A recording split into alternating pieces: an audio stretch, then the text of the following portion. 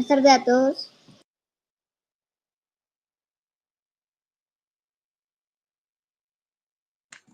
Todavía no está grabando. Esperemos un momentito.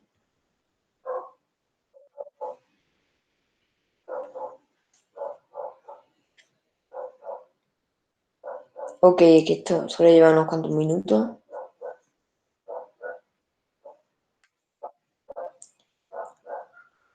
Pues cuando quieras, Tristán.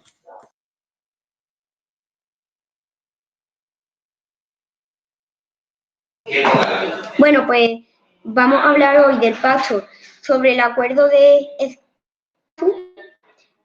Nuestro invitado es Juan Pablo Sierra, codirector de la organización juvenil del Pacto X, del Pacto X, el clima, activista de cambio climático en el movimiento Fridays for Future. Bueno, pues te dejo que te presentes, Juan Pablo, y pues después iremos con las preguntas. Bueno, muchas gracias por la invitación hoy. Espero que bueno, como Cristian ya mencionó, Tristan, perdón, ya mencionó anteriormente, yo hago parte del movimiento Fridays for Future, coordinando la parte, el capítulo específicamente en Bogotá y también a nivel nacional en Colombia. Pues vengo trabajando en esto aproximadamente desde hace 2 años. También soy coordinador y codirector de la organización juvenil Pacto por el Clima, que opera pues en Colombia. Y estoy muy feliz por venir a hablar con ustedes el día de hoy de Escazú, que es un tema tan importante y coyuntural, sobre todo en estos meses en los que, por ejemplo, en Colombia ya está como empezando a suscitar un debate dentro del mismo Congreso de la República. Entonces, sí, muy feliz y gracias por la invitación.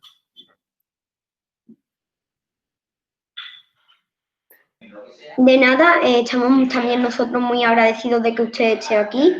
Y pues, bueno, la primera pregunta es, ¿qué es el Acuerdo de Escazú? Súper, bueno, el Acuerdo de Escazú yo lo resumiría en una frase y es un acuerdo regional que busca fortalecer la democracia ambiental en América Latina y el Caribe. Esto lo hace mediante dos diferentes características que cumple el acuerdo. La primera es que es un acuerdo vinculante. ¿Qué quiere decir que sea vinculante? Que las partes, es decir, los países que lo firman y lo ratifican también, tienen la obligación de cumplir lo que hay dentro del texto.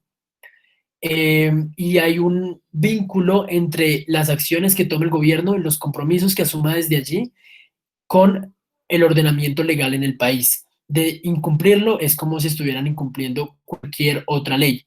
Entonces siento que esa es una característica muy importante. Y la segunda característica importante que va dentro de la misma definición de qué es Escazú y cómo fortalece la democracia ambiental en América Latina y el Caribe es que este acuerdo en particular tiene unos cuatro componentes que son los derechos de acceso que articulan entre ellos. Tiene el acceso a la información, el acceso a la participación pública y el acceso a la justicia en asuntos ambientales.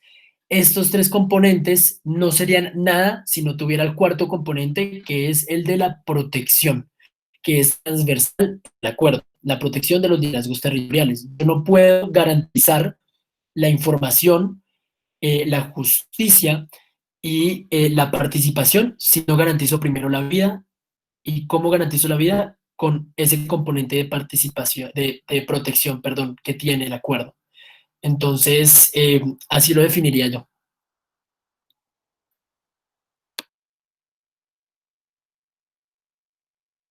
Vale, ¿qué ha impulsado a este acuerdo, el Acuerdo de Escazú?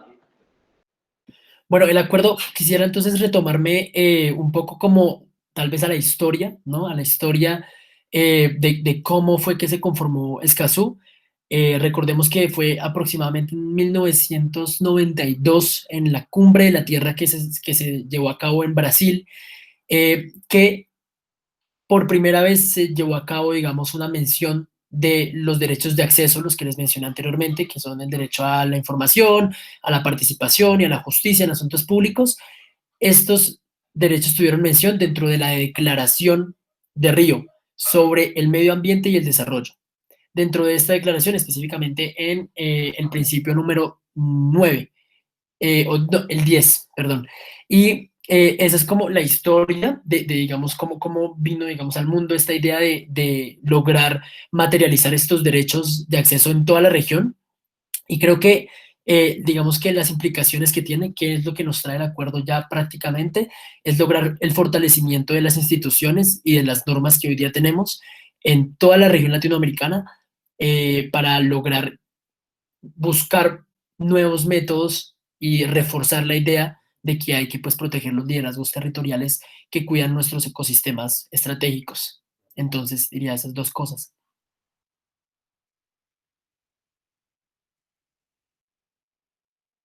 Vale. ¿Qué países han firmado este acuerdo? Bueno, nosotros en este momento estamos a la espera de que, bueno, como ustedes saben, Colombia ya lo ratificó, lo firmó y lo ratificó. Recordemos que, digamos, en este caso hay dos instancias, la firma y la ratificación. Las dos son diferentes partes y no solamente basta con la firma, porque puede que con la firma simplemente quede como en un acto simbólico.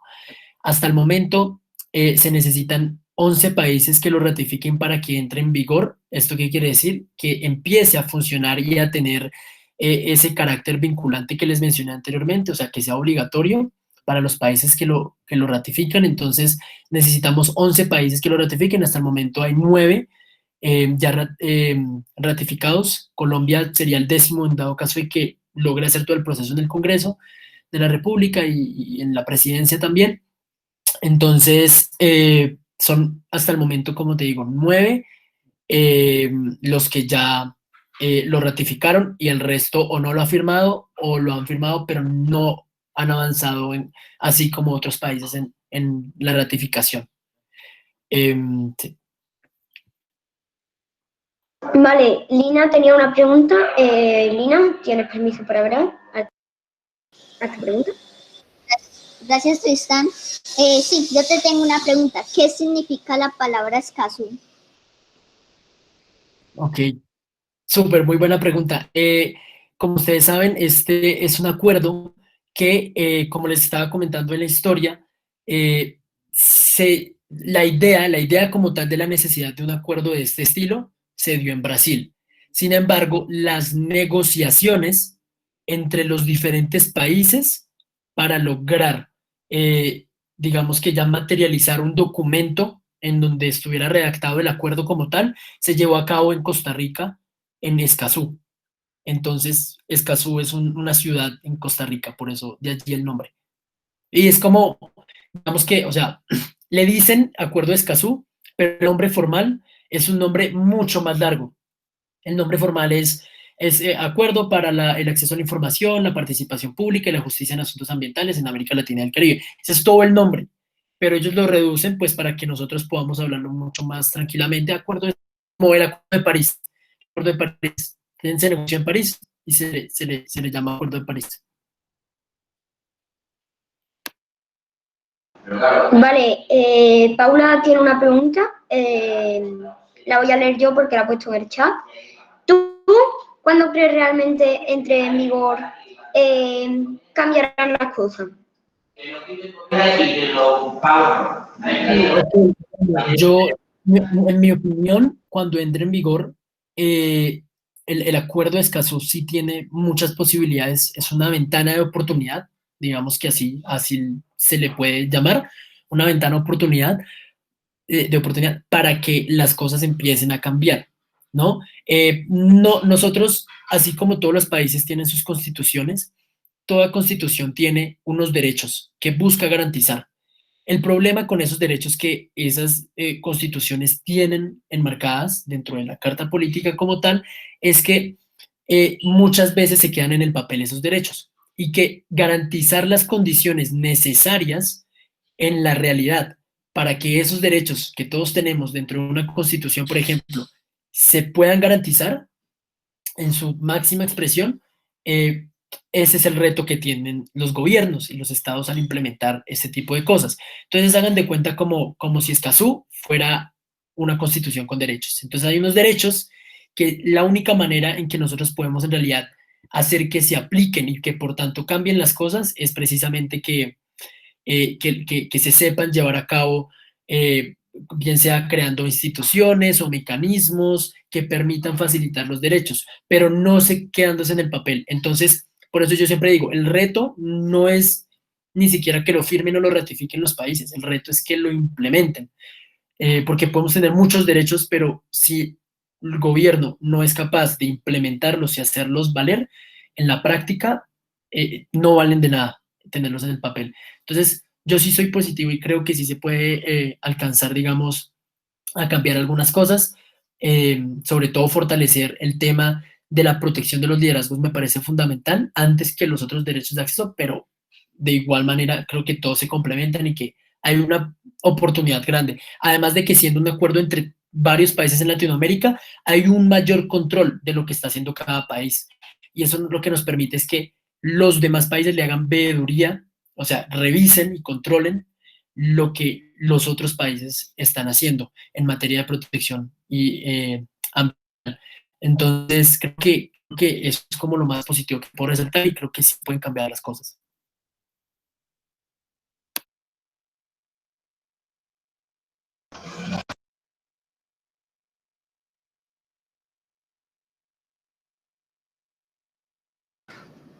Bueno, Juan Pablo, yo te tenía otra pregunta, qué pena.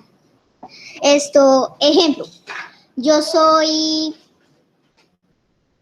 un país de Latinoamérica y yo quiero hacer parte de este acuerdo. ¿Qué requisitos o qué tengo que hacer para ser parte de este acuerdo?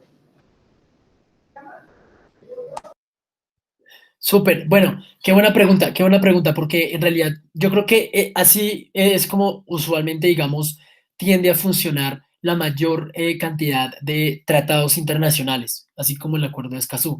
Y es que eh, o sea, el tratado puede establecer y estipular dentro del mismo que únicamente los países que hacen parte de él son quienes lo negociaron, pero también puede establecer que cualquier otro país puede suscribirlo y añadirse a este acuerdo posteriormente. En el caso de Escazú, hasta donde yo tengo entendido, eh, solamente quienes lo negociaron hacen parte.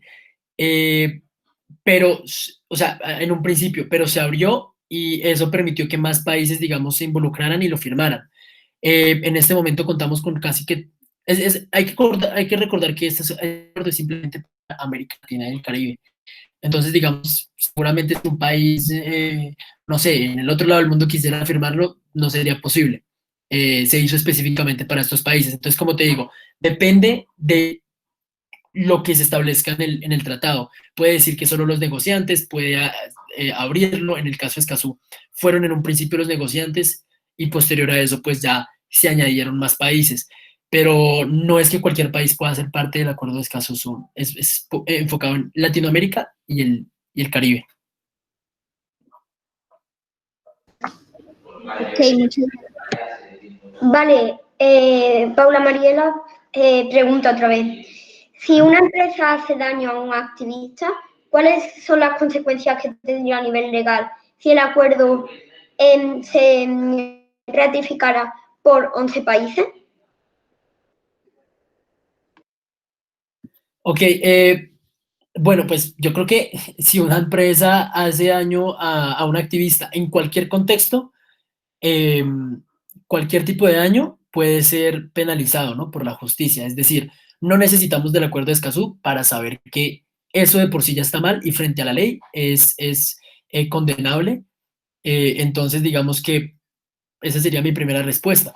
Pero con el acuerdo de Escazú, como les digo anteriormente, se posibilita y se le brinda más herramientas a los activistas y también a los liderazgos territoriales y a los campesinos y a las poblaciones étnicas e indígenas para lograr contrarrestar ese tipo de daños que muchas veces las empresas hacen y se salen con las suyas por muchas cosas, como digo, ahora implementar este tipo de ideas se hace muy difícil para los gobiernos porque no alcanzan a llegar, digamos, los brazos de los gobiernos hasta allá. No alcanza a llegar hasta bien profundo en la selva amazónica, o bien profundo en los bosques en el Caquetá, o bien la zona pacífica en Colombia. Entonces, digamos que es una cuestión también de cómo se implementa, pero es claro que tendrá unas consecuencias a nivel legal, siempre eso, ese tipo de actividades. Y lo que sucede cuando se ratifican con los 11 países es que entra en vigor. Y entrar en vigor es que ya empieza, digamos, a correr su carácter vinculante. Sí, espero haber respondido.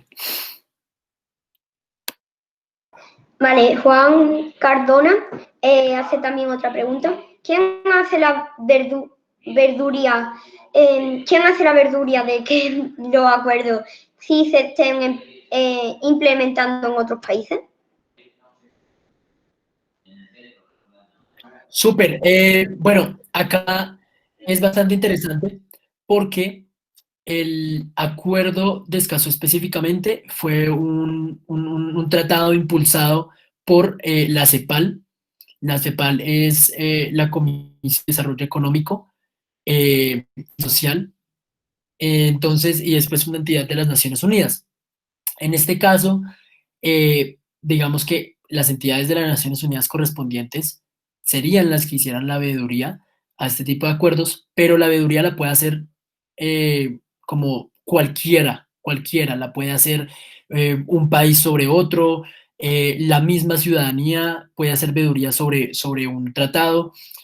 Por eso mismo es que usualmente cuando se hacen audiencias públicas, citan las organizaciones de la sociedad civil, eh, a los gobiernos, digamos que se saca en cara o se reclama por el incumplimiento de tratados internacionales. Hace poco, para dar un ejemplo muy concreto, se hizo una audiencia pública en Colombia, eh, con el campesinado, sobre los asuntos del campesinado, y ellos estaban reclamándole al gobierno que por qué no había suscrito, o sea, no se había añadido a la Declaración de los Derechos del Campesinado de las Naciones Unidas, que se hizo hace ya unos años. Y ese tipo de cosas es hacer veeduría, ¿no? Reclamar, revisar qué es lo que se compromete, con qué es lo que se comprometió el gobierno, y preguntar y cuestionar por qué no se está implementando y presionar allí. Entonces, se puede hacer, como les digo, individuos de la sociedad civil, organizaciones de la sociedad civil, mismos gobiernos con los otros mismos gobiernos, las mismas Naciones Unidas a través de comunicados, como por ejemplo en Colombia se hace mucho con el proceso de paz.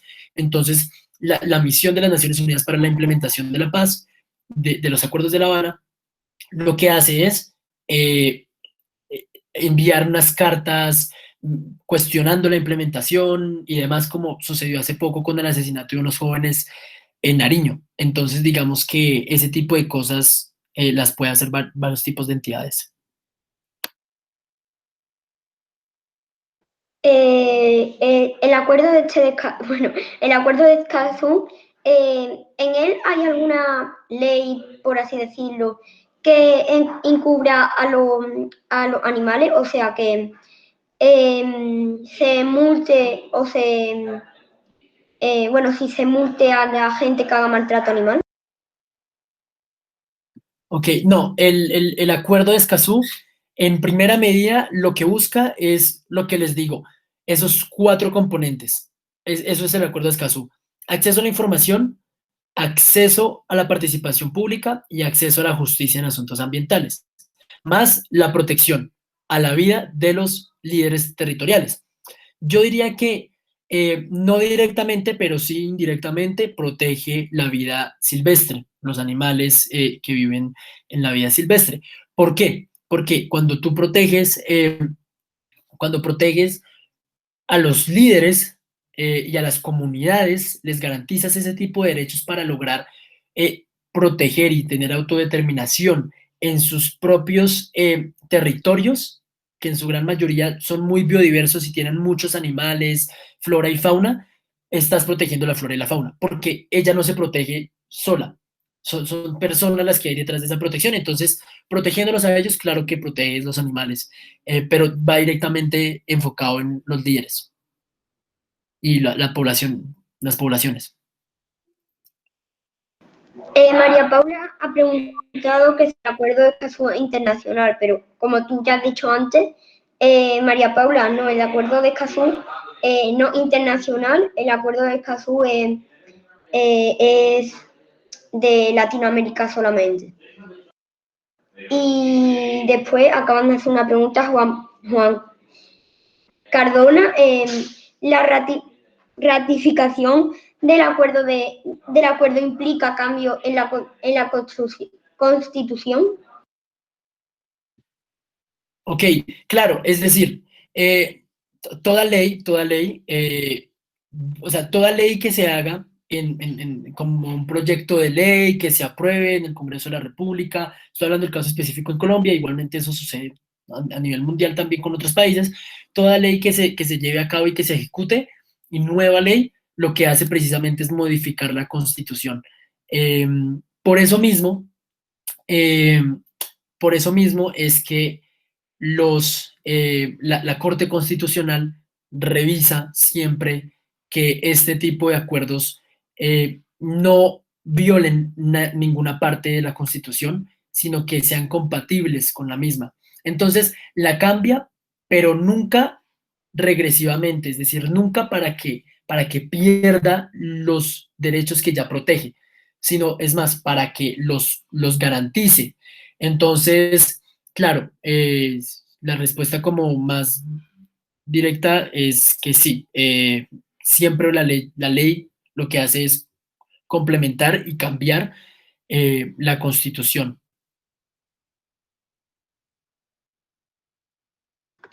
Ana Sofía preguntó antes si hay algún acuerdo similar al acuerdo de Escazú.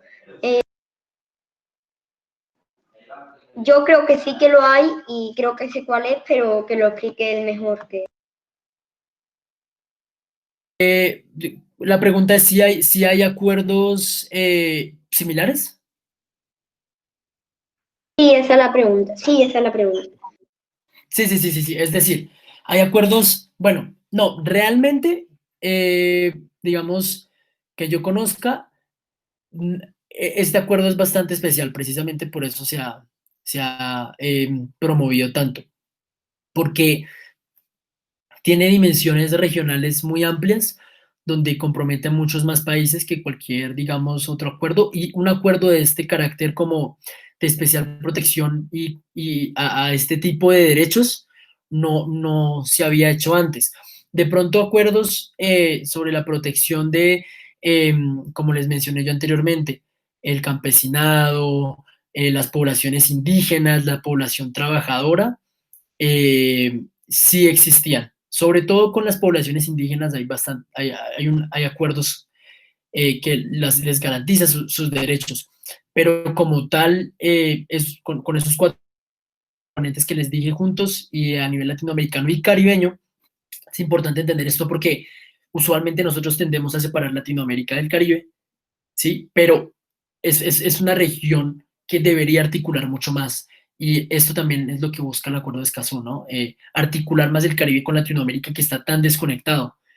Entonces, sí, en mi mente yo diría que no, pero no sé si Tristan, tú tienes un ejemplo, si quieres pues compártelo, de tal vez se me No, escapa. no, pero es que yo me lío, ¿vale? En que el acuerdo sea ambiental o de protección, ¿sabes? Y entonces pues me he hecho algunas ideas de algunos acuerdos que hay ambientales en vez de protección a los que la defienden. Y hablando de protección a quien la defiende, María Paula ha preguntado que si defiende solo a los líderes ambientales o también a los ámbitos, a los líderes feministas y de ámbitos sociales.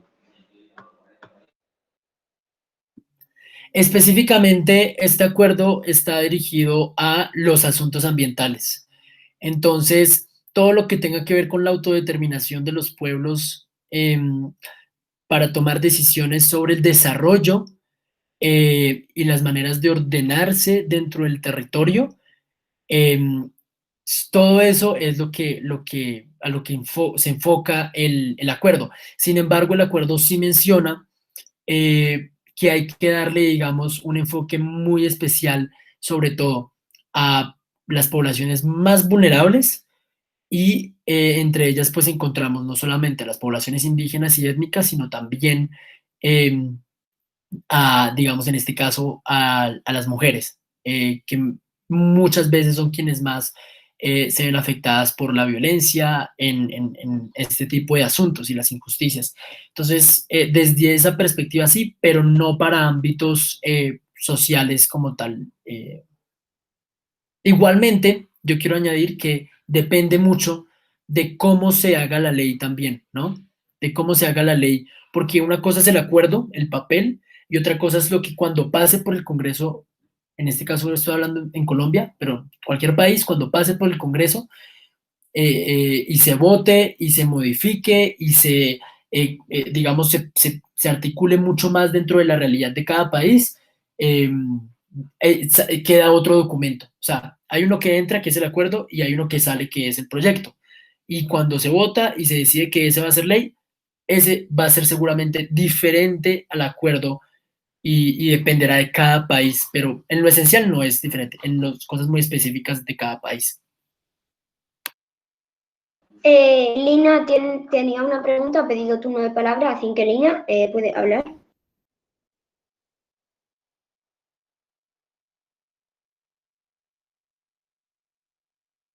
Lina, tienes el micrófono desactivado, actívalo para que te escuchemos. Listo. Gracias, Tristan.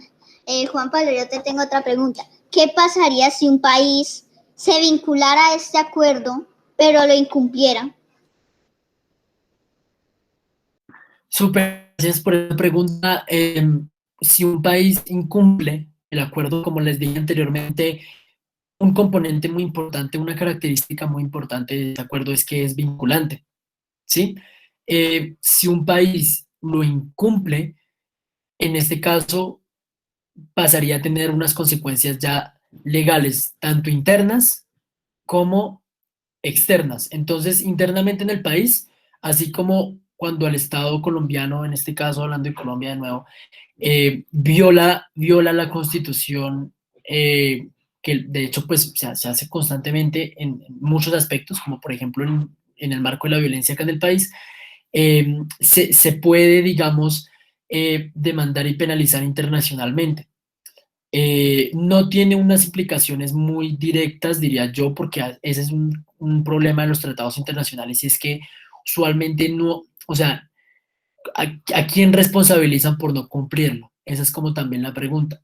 Entonces, digamos, sí, frente a las cortes internacionales que existen, hay que responder por no cumplir este tipo de acuerdos, pero internamente también, si está dentro de la ley, se le puede hacer un control político, y eso es lo que hacen los congresistas, ¿no? Si una institución no está cumpliendo con lo que hace, le hacen un control político a algún ministro, se les puede relevar de los cargos, y también pueden llegar hasta, digamos, instancias ya penales, como ir a la cárcel, pero depende de los delitos que cometan, ¿no? También por eso está, digamos, la Corte Suprema de Justicia en Colombia, eh, pero depende, digamos, del grado de la violación, de si hay un responsable directo, demanda, de cómo el control político y demás.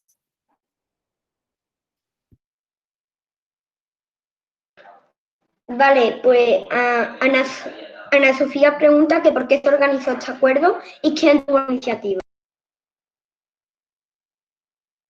Sí, entonces, como lo había mencionado, el acuerdo nace de la cumbre de Río en 1992, la cumbre, perdón, 1992 en Brasil.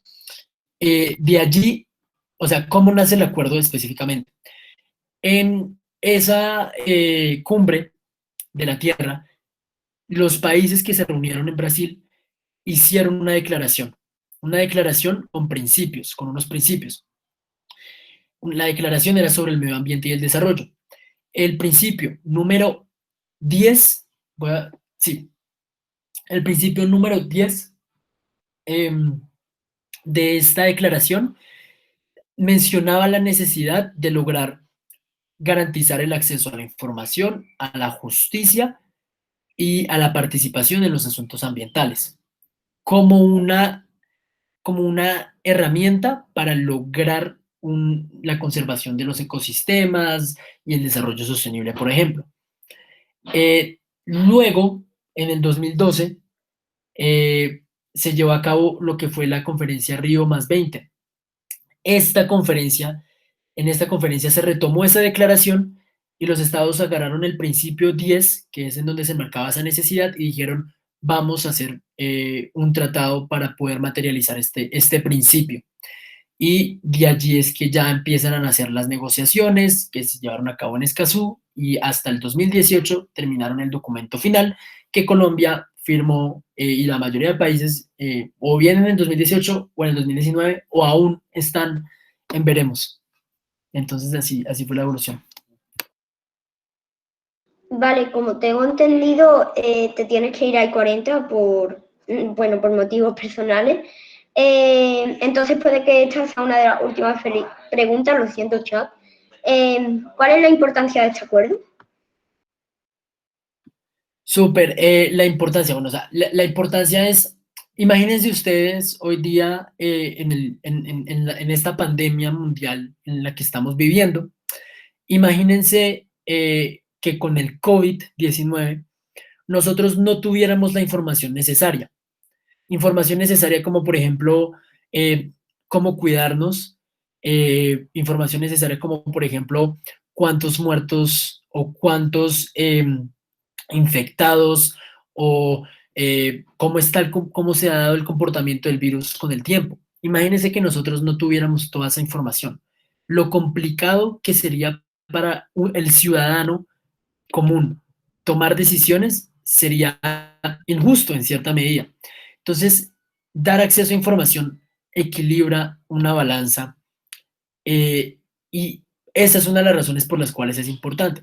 Otra de las razones por las cuales es importante es que el acceso a la información no es simplemente subir un documento a internet y que las personas sepan y lo busquen. No, es lograr buscar, minimizar el rezago y todas las dificultades que pueden tener personas vulnerables como los campesinos, como los indígenas, que de pronto hasta hablan en otras lenguas que no es español, de acceder a información que, por ejemplo, está en español o solo está en inglés, por ejemplo. Imagínense ustedes cómo hacemos si la información que yo quiero buscar solo está en inglés y no sé inglés, o solo está en español y no sé español. Entonces, ese tipo de cosas son importantísimas porque le pueden brindar a esas poblaciones herramientas para defender mejor sus territorios, porque tienen conocimiento sobre lo que está sucediendo en un panorama general. Ahora bien, otra parte es de por qué es importante, es que no solo protege, digamos, busca proteger la vida de ellos antes que cualquier cosa, sino que también busca que participen en la toma de decisiones. ¿Qué es lo que muchas veces pasa con los gobiernos que toman decisiones desde un punto muy central, como pasa muchas veces en Colombia? Que nosotros tomamos decisiones sobre territorios en los que ni siquiera vivimos. Y las implicaciones que eso tiene es que pasamos por encima de los derechos y de la autodeterminación, ¿no? La autodeterminación de que las personas puedan lograr vivir en lugares bajo, digamos, sus creencias, sus cosmovisiones sobre el desarrollo. Entonces, digamos, un ejemplo muy claro en Colombia pasa mucho con el tema de el cultivo de coca. Entonces, el cultivo de coca, que es una planta tradicional, se ha estigmatizado mucho y desde el gobierno central se ha buscado erradicar este tipo de plantaciones, muchas veces a costa de un daño ambiental en varias regiones en Colombia y pasando por encima de las creencias de las mismas comunidades que habitan estos lugares, porque para ellos muchas veces, por ejemplo, esta planta es sagrada. Entonces, digamos que hay un montón de implicaciones de cómo, o por ejemplo, digamos, si explotar un páramo y hay una población que depende del páramo. O sea, ¿cómo tomamos decisiones? La participación de las personas que están implicadas en la línea, en el frente, tiene que estar en la toma de decisiones y eso también busca hacerlo el Acuerdo de Escazú. Por esas cosas diría yo que es fundamental para los países en esta región. Y si quieren me quedo un poquito más, no hay lío, yo me puedo quedar unos, o de pronto responder alguna que otra pregunta más y está bien por mí, unos 10 minutos más. Vale, pues María Paula ha preguntado que la Corte de la Haya podría invertir en esto. Sí, sí, sí, es decir, digamos que toda corte internacional tiene ese tipo, digamos, de facultades de control sobre lo que hacen los estados. Tendría que ver ya concretamente el caso particular de la Corte de la Haya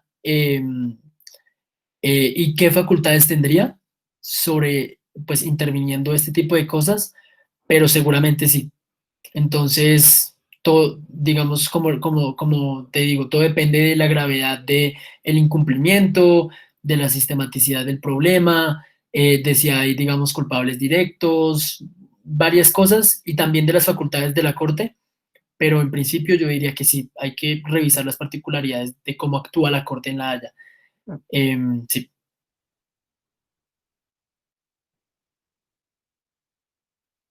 Vale, también preguntan, en el caso colombiano del acuerdo, ¿lo debaten solo el Congreso o también participa el ministro de Ambiente y demás y demás? Sí, es así como tú mismo lo mencionas. El caso colombiano, y diría yo en los casos de los diferentes países, quienes debaten sobre esto no solamente son los representantes, digamos, como los congresistas, sino también los que hacen parte de la rama ejecutiva del país, que son, en este caso, los ministerios. No solo el Ministerio de Ambiente, también el Ministerio del Interior, también, digamos, bueno, puede haber, digamos, varias entidades ahí involucradas, pero sobre todo hay que entender que no solamente el Ministerio de Ambiente le compete esto. El Ministerio, digamos, del Interior también es supremamente fundamental en esto porque se encarga de ese tipo de cosas, de los conflictos internos en el país. Y digamos que también posiblemente la Procuraduría, en el caso colombiano, esté ahí involucrada. Em, digamos que, ¿por qué se hace esto? Porque usualmente son ellos quienes abogan y revisan, digamos, cómo se hacen el proyecto de ley, el proyecto que es el que al fin se vota y demás. Los únicos que pueden votar son los congresistas, pero ellos sí son ponentes, ponentes como van y hablan y exponen, digamos, las necesidades de la firma de este tipo de acuerdos. Entonces, claro.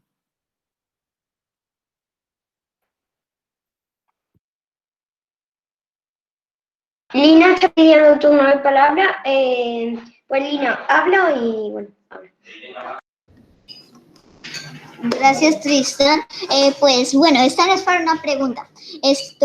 Tristan, si tú me lo permites, me gustaría exponer un post que yo hice.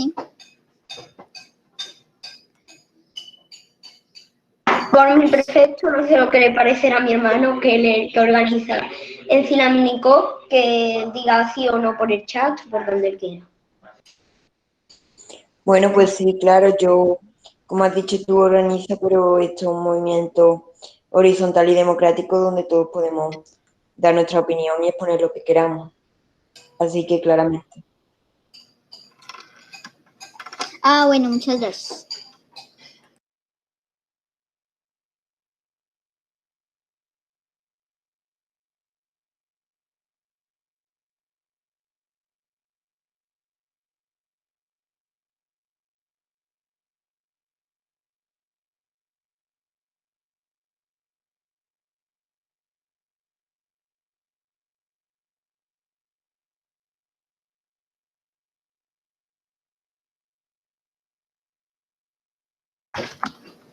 Por favor, me confirman si lo están viendo. Sí. Sí, Lina, se ve perfectamente. ¿Qué les parece? A mí me ha gustado mucho, está muy bien hecho, la verdad, la verdad. Sí, está súper Bueno, chévere. pues, sí. Muchas gracias. Bueno, pues si les parece, cerramos la grabación con lo que ha puesto Lina, que nos ha encantado. Lina, muchas gracias por hacer esto tan bonito. Lo compartiremos desde las redes sociales de la cumbre. Muchas gracias, Juan Pablo, por participar y a todas las personas que han estado aquí y a las personas que lo han estado viendo por YouTube. Adiós. Gracias a ustedes. Muchas gracias y espero que haya podido servir.